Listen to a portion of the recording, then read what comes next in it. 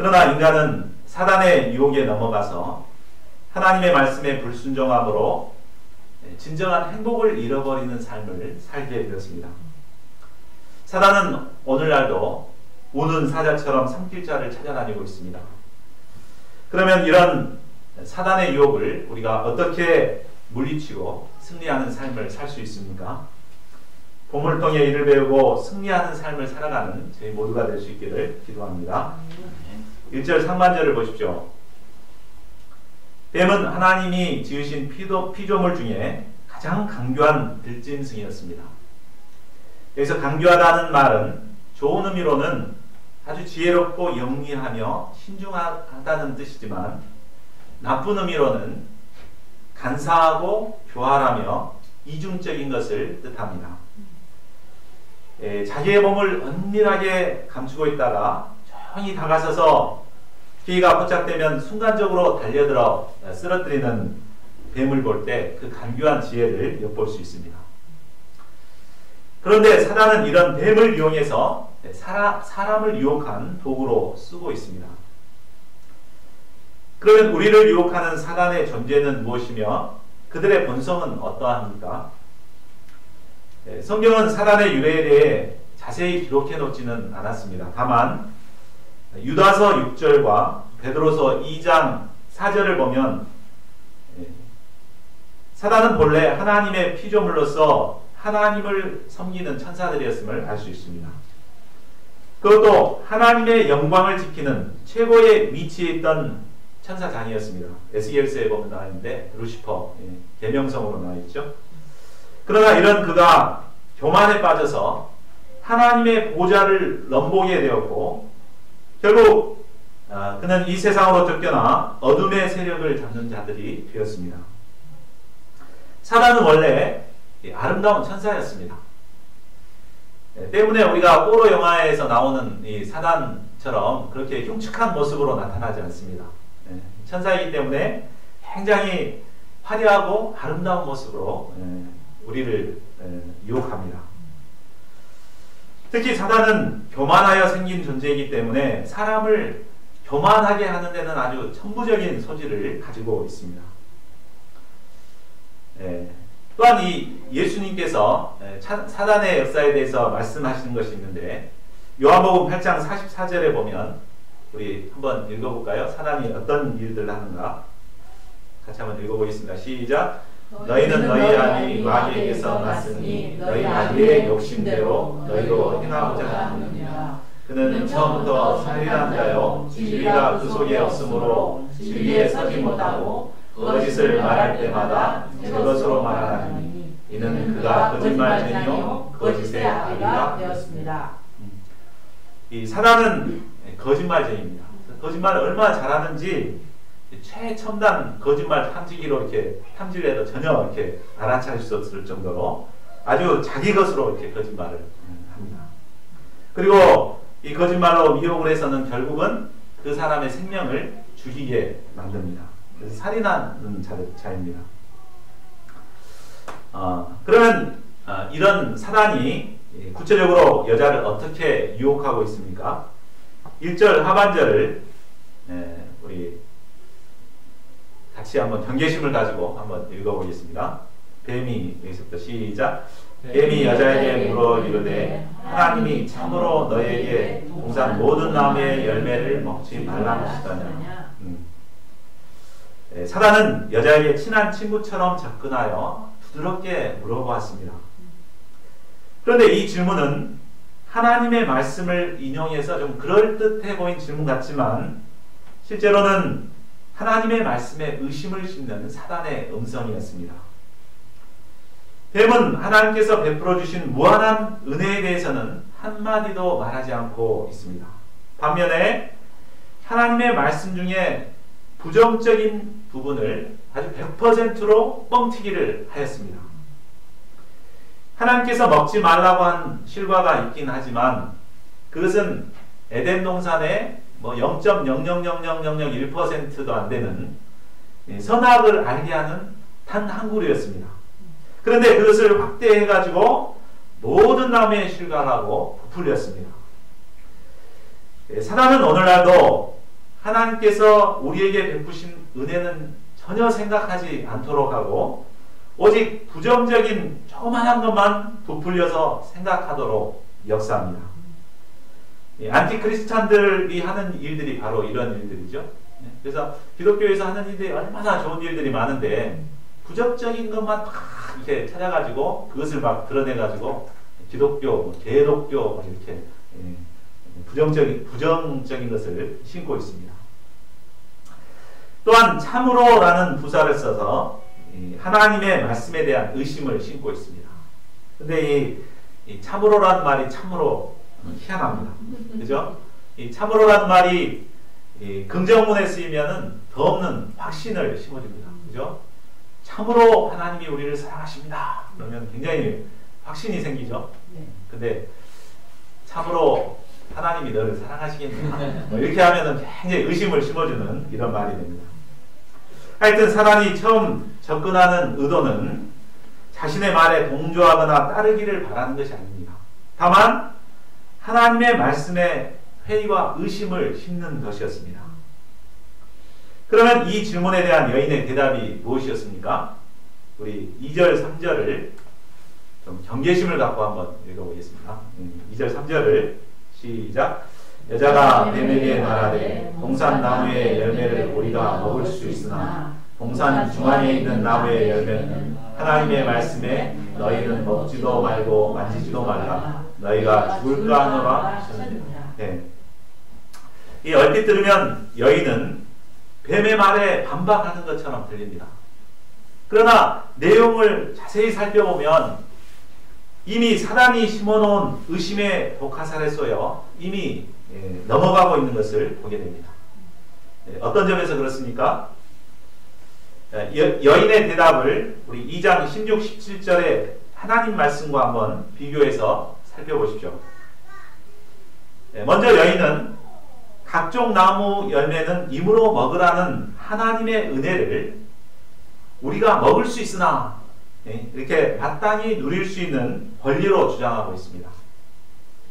또 선악을 알게 하는 나무의 실과를 동산 중앙에 있는 나무로 애매하게 표현하고 있습니다. 동산 중앙에는 선악과도 있었지만 생명나무도 있었죠. 그러니까 선악과에 대해서 좀 애매하게 말하고 있죠.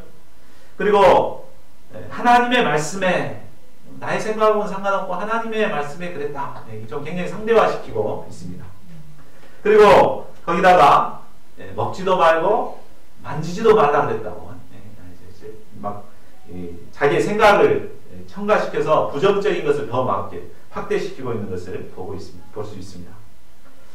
또 무엇보다 반드시 죽으리라는 이 절대적인 계명의 말씀을 죽을까 하노라. 이 말은 뭔 말이죠? 잘하면 살 수도 있다. 이 말이죠. 그래서 이렇게 절대적인 계명을 완전히 상대적으로 상대화시켜 버렸습니다. 결과적으로 여인은 겉으로는 사단의 말에 반박하는 것 같았지만 내용적으로는 사단의 유혹에 철저히 넘어가고 있었습니다.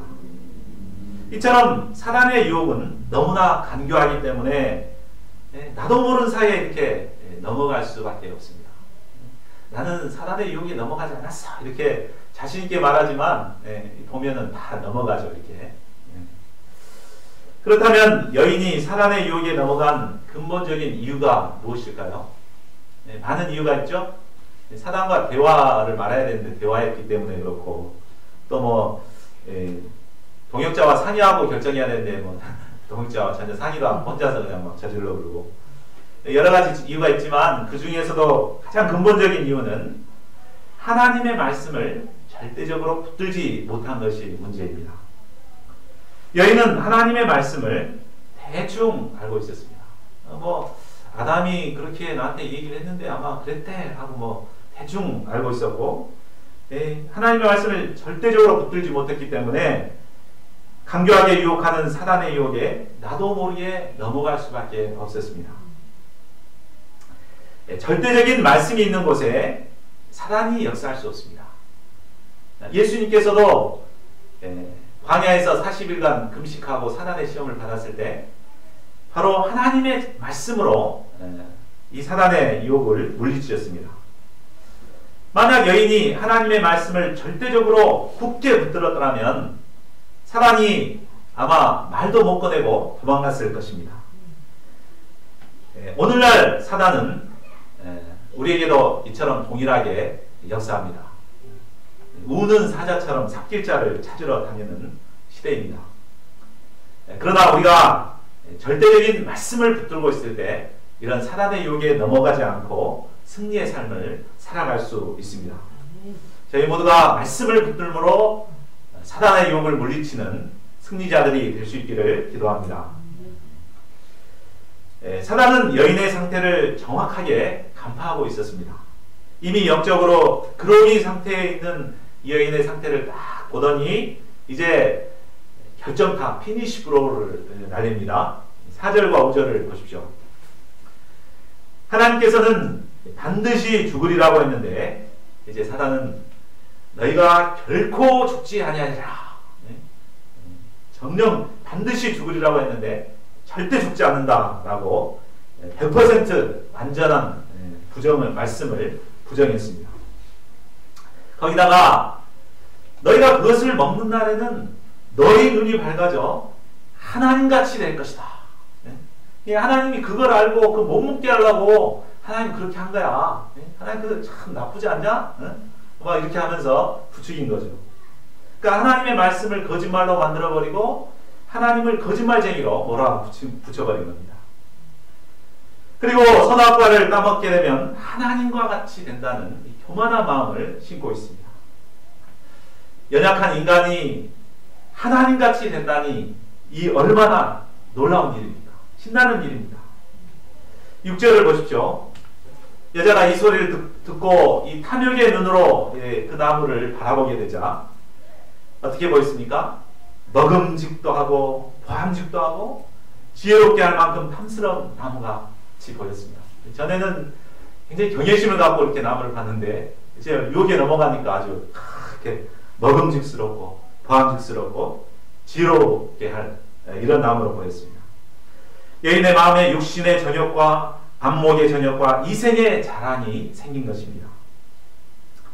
여자는 따먹지 않고는 견딜 수 없는 이 강한 충동이 일어나 마침내 손을 들어 실과를 다 먹어버렸습니다. 그리고 함께 있던 아담에게도 주어 먹게 했습니다. 먹으려면 혼자만 먹을 것이지 아담에게도 주어버렸습니다.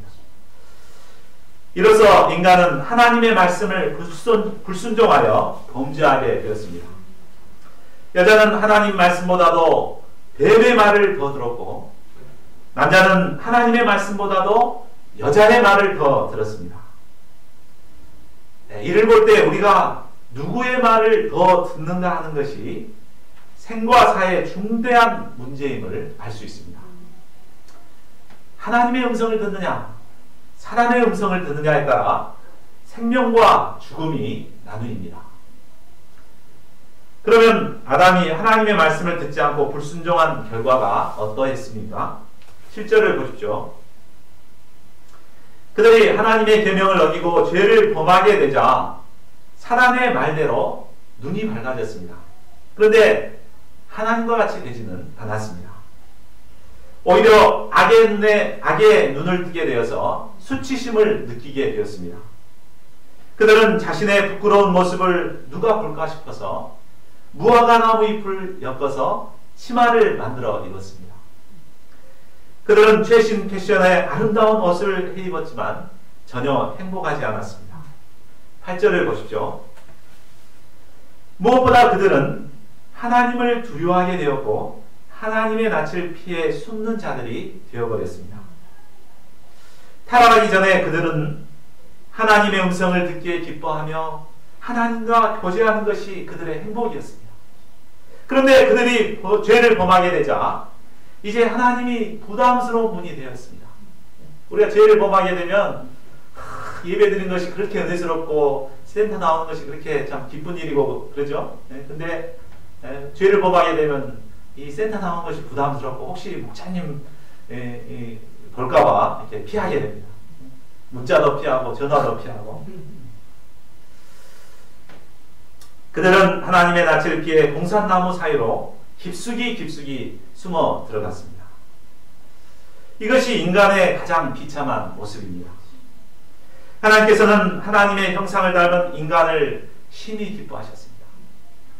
인간을 만물을 다스릴 자로 세우시고 인간의 행복을 위해 모든 것을 베풀어 주셨습니다. 그러나 인간은 하나님의 이 은혜를 배반하고 하나님을 피해 자신을 감추고 숨깁니다. 내면의 죄로 인해 수치심과 두려움과 자아식으로 평안을 잃어버렸습니다. 에덴의 환경은 변한 것이 아무것도 없습니다. 그렇죠? 여전히 아름다운 꽃들은 만발해 있습니다. 그 위로 새들은 지저귀며 나르고 있습니다. 주변에는 먹기 좋은 실과들이 주렁주렁 열려 있습니다. 아름다운 시냇물과 또 물가에는 아름다운 보석들이 반짝거리고 있습니다. 그러나 인간이 죄를 범하자 인간은 에덴 동산에서조차도 지옥의 고통을 맛보고 있습니다. 이를 통해 볼 때 아름다운 환경이나 또 잘 먹고 잘 사는 것이 결코 우리를 행복하게 하지 못함을 알 수 있습니다. 인간을 불행하게 하는 근본 원인은 환경이 아니라 바로 죄입니다. 우리 내면의 죄 문제가 해결될 때만이 우리는 진정한 에덴의 행복을 회복할 수 있습니다.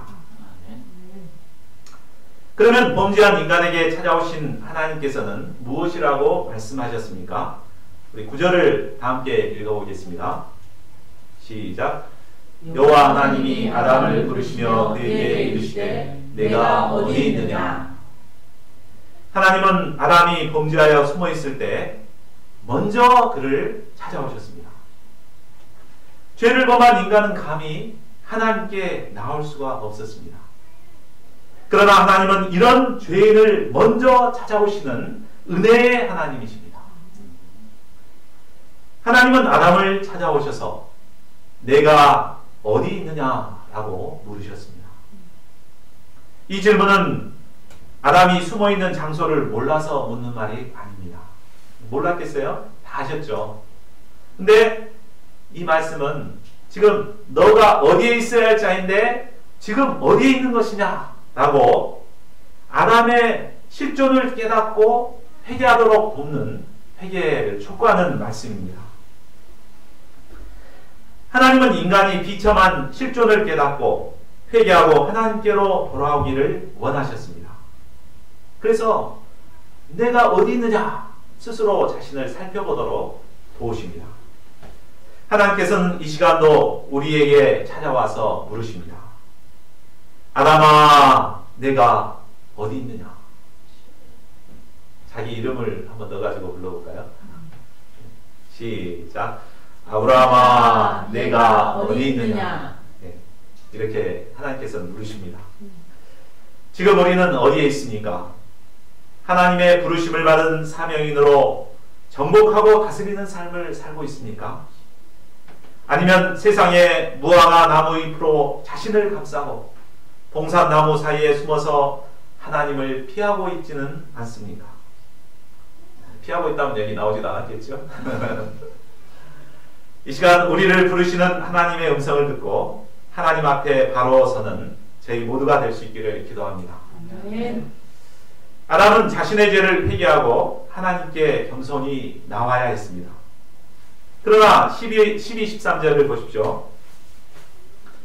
그는 하나님께 자신의 잘못을 인정하고 용서를 구하기보다 하와에게 책임을 전가했습니다. 더 나아가서 그런 여자를 동역자라고 준 하나님께까지 책임을 전가했습니다. 하나님께서는 이제 여자에게 추궁하셨습니다. 내가 어찌하여 이렇게 하였느냐. 그러자 여자도 뱀에게 책임을 전가했습니다. 하나님께서는 회개치 않고 서로 책임 전가만 하는 그들을 보실 때 마음이 아프셨을 것입니다. 죄란 하나님과 나 사이에 해결되어야 할 문제입니다. 아담이나 여자의 변명은 어느 정도 일리가 있다고 생각할 수 있습니다. 그렇죠? 하나님이 여자를 만들어 주셨기 때문에 그 여자 때문에 지금 유혹을 당한 거 아닙니까? 또 여자 입장에서도 하나님 뱀을 만들어 가지고 이렇게 유혹을 당하게 하셨는가. 우리도 아마 이렇게 이런 그 핑계가 있죠. 그래서 막 하나님 앞에 가면 나도 할 말이 있다. 하나님 앞에 할 말이 있다. 이렇게 생각하는 분도 있을 것입니다. 하나님 왜 나를 태어나게 하셔갖고 이렇게 죄를 짓게 만들었냐. 이렇게 말할 수도 있고, 왜 이 가난한 집안에 나를 태어나게 해가지고 이 부모님이 불행한 이런 집안에 나를 태어나게 해서 하셨냐고. 좋은 집에 태어나고 이렇게 했다면 내가 죄를 지었겠냐고. 이렇게 따질 수도 있겠죠. 그러나 이런 변명이 과연 통할까요? 우리 마태복음 한번 12장 42절을 한번 같이 읽어보겠습니다. 마태복음 12장 41절 시작. 심판대에 니느웨 사람들이 일어나 이 세대 사람을 정죄하리니 이는 그들이 요나의 전도를 듣고 회개하였음이거니와. 예수님께서는 심판대에 니느웨 사람들이 일어나 이 시대 사람들을 정죄할 것이라고 말하고 있습니다. 변명하고 이렇게 한 사람들을 정죄할 것입니다. 니느웨 사람들은 이방인들로서 조상적부터 이어온 죄악으로 인해 진멸당할 상황이었습니다. 요나는 그들이 회개하기를 결코 원치 않았습니다. 원수 나라이기 때문에. 그래서 하나님께서 이제 결국 이제 이렇게 숨어 있는 그를 찾아가지고 이렇게 그 뱃속에 훈련시켜 가지고 이렇게 보내셨죠.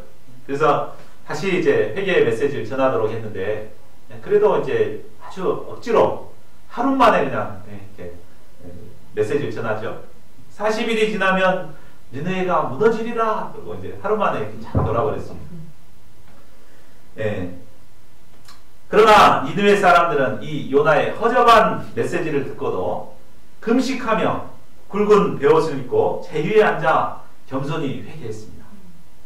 그들은 자기 조상들을 잘못 만난 것으로 인해 심판받았다고 이렇게 하나님께 따지는 것이 아니라 겸손하게 자신의 죄를 깨닫고 회개한 것입니다. 이제 그들이 심판의 때에 일어나서 모든 변명하는 자들을 정죄할 것입니다. 너는 하나님께서 주의 종들을 그렇게 보내서 회개하도록 보았는데도 회개하지 않았느냐 하면서 그 사람들이 막 따지고 달라질 것입니다. 이제 하나님께서는 결국 각자의 죄악에 따라 형벌을 내리시게 됩니다. 14절에서 24절까지는 하나님의 저주입니다. 뱀은 모든 짐승보다 더욱 저주를 받게 되었습니다. 모든 짐승보다 더욱 저주를 받았다는 것을 볼 때 이때 짐승들도 모두 저주를 받았던 것을 알 수 있습니다. 이때부터 약육, 강식, 적자, 생존에 처절한 먹이 사슬이 생겨났습니다. 그런데 뱀은 모든 짐승보다도 더욱 저주를 받아서 손과 발이 없이 배로 기어다니게 되었습니다. 그래서 결국 이제 흙이 묻은 음식을 먹을 수밖에 없게 되었습니다. 또 뱀은 여자와 원수가 되고 서로 밟고 발등을 무는 관계가 되어버렸습니다. 그런데 하나님께서는 뱀을 저주하는 가운데 온 인류를 구속하실 구속의 계획을 말씀하여 주십니다. 우리 15절 말씀을 같이 읽어보겠습니다. 시작. 내가 너로 여자와 원수가 되게 하고 내 후손도 여자의 후손과 원수가 되게 하리니 여자의 후손은 내 머리를 상하게 할 것이요 너는 그의 발꿈치를 상하게 할 것이니라 하시고, 여기서 내 후손과 여자의 후손은 각각 단수로 쓰여 있습니다. 누구를 말할까요? 누구를 지칭하고 있죠? 바로 내 후손은 뱀을 통해 인류를 죄에 빠뜨린 사단을 말합니다. 그리고 여자의 후손은 동정녀 마리아를 통해 탄생하실 메시아 예수 그리스도를 말합니다. 하나님께서는 사단의 유혹으로 말미암아 죄를 범하고 결국 사단의 노예가 되어 죽어 심판받을 인생들을 불쌍히 여기셨습니다. 그리고 죄의 형벌을 내리는 가운데서도 인류를 구속할 메시아 탄생을 예고하십니다. 과연 이 예언대로 하나님께서는 동정녀 마리아의 몸을 통해 예수 그리스도를 보내셨습니다. 예수님은 세상의 모든 죄를 한 몸에 지신 하나님의 어린 양이었습니다. 그러나 사단은 이 예수님을 가만히 내버려 두지 않았습니다. 혼신의 힘을 다해 예수님을 죽이려고 하였습니다. 결국 그들은 하나님의 어린 양 예수님을 십자가에 못 박아 죽였습니다. 이것이 바로 사단이 예수님의 발꿈치를 상하게 하는 일이었습니다. 사단은 온 인류의 메시아 예수님을 십자가에 못 박고 승리의 쾌제를 불렀는지 모릅니다. 그러나 예수님께서는 장사 지낸 바 되었다가 사흘 만에 죽은 자 가운데서 부활하셨습니다. 사망 권세를 파하심으로 원수 사단의 골통을 박살내셨습니다. 이미 사단은 예수님의 부활의 권능으로 머리통이 박살나 있습니다. 우리는 비록 연약하고 부족하지만 예수님의 이 부활의 권능을 의지할 때 사단의 세력과 싸워 승리의 인생을 살 수 있습니다. 그런데 사단의 골통은 박살났지만 그 꼬리의 힘은 아직도 남아서 믿는 자들을 여전히 괴롭히고 있습니다. 물론 우리는 연약하기 때문에 우리의 힘으로는 이 꼬리도 다녀낼 수가 없습니다. 그러나 이미 승리하신 예수님을 믿고 의지할 때 우리는 능히 승리할 수 있습니다. 우리의 싸움은 이미 승리가 보장된 싸움을 싸우는 것입니다. 싸우지 않아서 문제지 싸우기만 하면 반드시 승리하게 됩니다. 승리하신 예수님을 의지하여 사단의 싸움에서 승리하는 저희 모두가 될 수 있기를 기도합니다. 16절을 보십시오. 하나님은 이제 범죄한 여인에게 형벌을 내리십니다. 하나님은 사랑의 하나님이시지만 죄에 대해서는 심판하시는 공의의 하나님이십니다. 뱀의 유혹에 넘어간 여자에게는 잉태하는 고통이 크게 있게 되었습니다. 잉태하는 것은 큰 축복이었지만 이제는 죽는 듯한 고통을 맛보게 되는 형벌이 되었습니다. 또 자식을 기르는 수고를 하게 되었습니다. 뿐만 아니라 여자는 남편을 원하게 되었습니다. 그래서 여자는 특히 남자에게 남자의 애정을 구하려는 마음이 많은 것 같습니다. 이는 바로 형벌의 결과입니다. 그런데 여인이 이처럼 남편을 원하는데도 결국은 남편의 다스림을 받게 되었습니다. 여자는 돕는 배필의 사명을 감당하지 못하게 되므로 결국 남편의 다스림을 받는 비참한 존재로 전락하게 되었습니다. 우리는 축복받은 사람들이지만 저기 회교나 이런 데 가보면 정말 여인들을 정말 불쌍하게 살아가죠. 그런데 남자라고 해서 좋아할 것이 없습니다. 17절에서 19절은 아담에 대한 형벌입니다. 아담의 범죄로 말미암아 땅도 저주를 받아서 가시덤불과 엉겅퀴를 내게 되었습니다. 인간이 하나님께 불순종하자 땅도 인간에게 불순종하여 인간이 수고한 만큼의 그 효력을 내지 않았습니다. 인간과 더불어 만물도 함께 고통을 받게 된 것입니다. 인간은 저주받은 땅에서 종신토록 수고해야 겨우 하루 밥 세 끼를 먹고 살아가게 되었습니다. 과거에는 사명을 가지고 일하는 것이 큰 축복이었지만 이제는 일하는 것이 큰 고역이 되어버렸습니다. 뿐만 아닙니다. 너는 흙이니 흙으로 돌아갈 것이니라. 결국 인간은 죽어 흙으로 돌아가는 비참한 존재가 되어버렸습니다. 사람은 사는 날 동안 허무, 무의미, 절망, 고통 등 죽음의 요소에 시달리다가 결국 죽어 육신은 썩어 흙으로 돌아가게 됩니다. 그런데 영혼의 존재인 인간의 영혼은 죄로 말미암아 죄에 대한 심판을 받게 됩니다. 바로 불과 유황에 타는 못에서 영원토록 고통하게 되었습니다. 이것이 바로 두 번째 상황입니다. 죽고 끝나버리면은 괜찮겠죠. 근데 심판을 받게 됩니다. 그러나 우리가 예수님을 믿게 되면 생명의 근원이신 하나님과 다시 연결되기 때문에 육신은 죽음을 맞지만 다시 영적인 영은 영생을 얻게 됩니다. 20절을 보십시오. 하나님께 징계와 심판을 받은 아담은 여자에게 이름을 지어주고 있습니다. 그런데 그 이름이 놀랍게도 하와, 곧 생명이라는 이름을 지어준 것입니다. 지금 저주받고 심판받는 상황이잖아요. 그래서 분위기상 여자의 이름을 지어주려면 뭐 절망, 뭐 왕재수 뭐 이렇게 붙여줘야 될 것 같은데 생명이라는 이름을, 놀라운 이름을 붙여주었습니다. 이것은 아담이 여자의 후손을 통해 이루실 구원의 역사를 영접했음을 보여주는 것입니다.